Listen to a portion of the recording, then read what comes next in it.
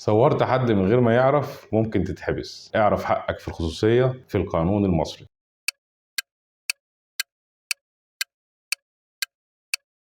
السلام عليكم، طمنونا عليكم، يا رب تكونوا في احسن حال. دلوقتي كلنا شايلين كاميرات والموبايل في جيبنا بقى بيصور ويسجل في ثانية، بس خلي بالك خصوصية الناس مش مباحة. التصوير من غير اذن مش هزار. القانون المصري واضح جدا في الحتة دي، والمفاجأة بالنسبة لك ان مجرد ما تفتح الكاميرا وتصور حد من غير ما يعرف ممكن حضرتك تتحبس، وده حتى لو ما نشرتش الصورة او الفيديو دوت بأي وسيلة كانت. طيب في البداية خلينا نعرف يعني ايه تصور حد من غير اذنه، فبناء عليه القانون يعتبرك مجرم. الفكره ببساطه ان اي شخص ليه خصوصيه، حتى لو واقف في الشارع او في كافيه او حتى في مكان عام او في مكان خاص. القانون بيقول انك ما ينفعش تصور شخص من غير ما يكون عارف وموافق، ومش لازم تنشر الفيديو ده ولا الصوره عشان يتم محاسبتك. مجرد التصوير نفسه ممكن يكون جريمه لو حصل بدون اذن. طيب القانون بيقول ايه بخصوص التصوير بدون اذن؟ في قانونين مهمين جدا بيتكلموا عن الموضوع دوت، واولهم القانون الخاص بمكافحه جرائم تقنيه المعلومات رقم 175 لسنه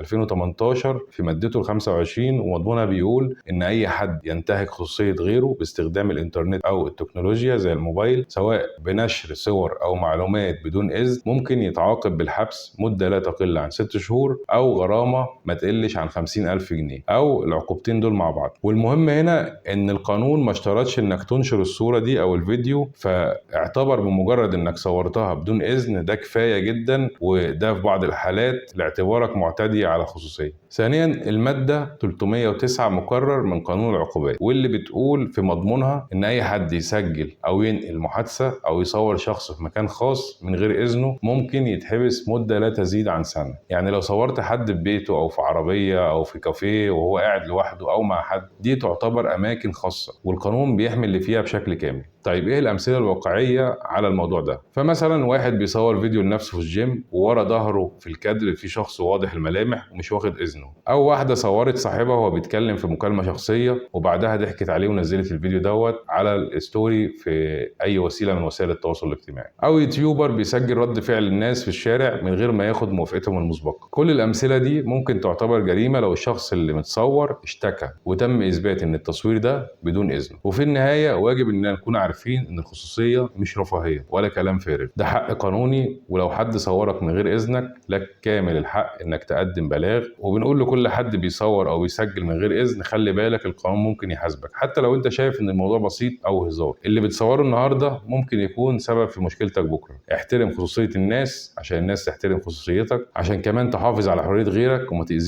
تتاذيش بسبب تصرفات انت فاكرها عاديه وخارج اطار المحاسبه. اتمنى اكون قدمت معلومه تستحق المشاهده، واشتركوا في القناه عشان يوصل لكم كل محتوى قانوني مهم بنقدمه. ووفقكم الله لما يحب ويرضى، وفي امان الله.